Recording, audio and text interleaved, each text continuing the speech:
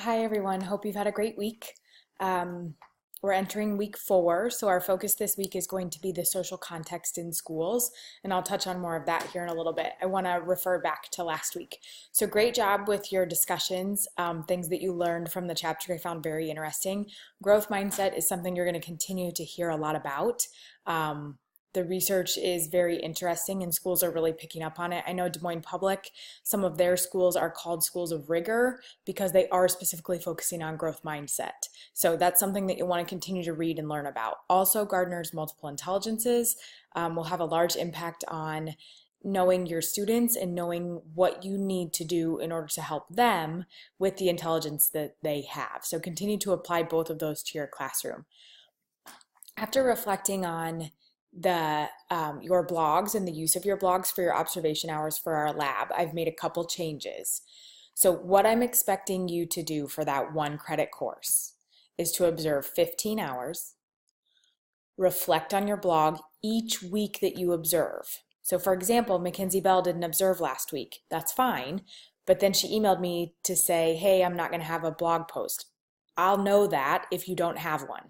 So that lab is kind of a semester course is how I'm going to look at it. I will continue to look over your blogs and comment on them every so often. But at the end of this semester, this is what you need to have done for that 1 credit.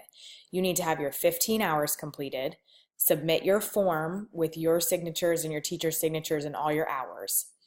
For the final for that course, I will be asking you to go in and read each other's blogs, and I'll give you more details on that in December. Don't worry about that right now. But it's not going to make sense for you to comment each week because you're all going to be at different places. So that was a learning that I had from last week. So again, don't worry about commenting on each other's blog posts from your observations each week.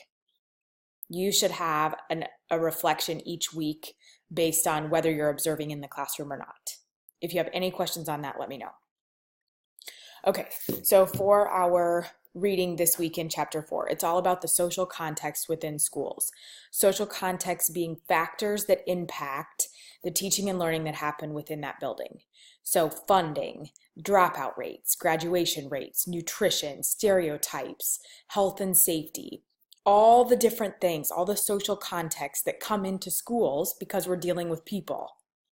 So there's a lot of really interesting stuff in chapter 4. I really like the information. If you're curious about reasons for dropouts and the cost of dropping out, those are some great sections to check out. The teacher interview, as always, in the beginning is very useful, I think. Talks a lot about poverty or high needs students, which most likely you will have some of this in whatever school you decide to teach in. So pay specific attention to any research and information on that. I loved. Thank you, Courtney and Kennedy, for commenting last week on the research behind inclusion. It is so crucial as a teacher that you pay attention to the research, not what you think you know. Because we've experienced a lot of things as students that we make up these things in our heads that end up being misconceptions and they're not true. Even though we think something is effective within the classroom, research can prove it to not be effective, and we need to read that and listen to that. So thank you for bringing that up about inclusion last week. Really interesting point made in chapter 4 that we're not creating all students to be college graduates. That's not a part of a lot of our students' culture. It's not a part of a lot of our students' needs or what they want. So we have to help prepare our students to be successful in whatever avenue they want to go into. That doesn't mean we're going to track them because in 9th grade they decide they're going to be an electrician and not go to college. Well, you never know. When they become a senior, they might change their mind. Or when they get out of high school, they might change their mind and decide they want to go back to college. So we have to help them to be great learners no matter what they decide to do in their life. Stereotyping, really important key on page 119. It's interesting. We stereotype as humans. So how do you deal with that as a teacher, and what can you do about that as a teacher? On page 118, I'm going to ask you to be digging into some data. This is NAEP data. NAEP is a national standardized test. Here in Iowa, we give the Iowa assessments. So you guys have experienced taking those before. That data is somewhat similar to NAEP. A lot of other states use Iowa assessment. I don't know if you knew that or not, but they were originated here in Iowa, and other states give their students the Iowa assessments. But NAEP is a national one. And as a teacher, data analysis is something that you will do more often than not. On a daily basis, you will analyze data from your students. So you'll look at their work. You'll look at formative assessments, which are assessments that you do regularly that aren't graded, to see where your students are at. Do you need to keep going? Do you need to speed up? Do you need to slow down? Do you need to pull a small group because they need reteaching? All of those things you're doing on a daily basis to plan effective lessons. So we're going to dig in and practice a little data analysis this week. This is a larger data analysis, so this is something that you'll do as teacher teams when you get to be a teacher, is more of the standardized testing data. So I am going to ask you to pay specific attention to 118, and I'll give you more details in the discussion post about what I want you to do with that. On page 120, in the middle of page 120, is one of my favorite quotes from chapter 4. And it reads, "The good news is that research shows teachers can change students' negative stereotypical perceptions of themselves simply by treating students as capable and talented." Connects back to our growth mindset learning. And then it provides some ways in which you as the classroom teacher can help students move away from a negative perception of themselves. One of the most common ones is, "I'm bad at math," or "I can't read."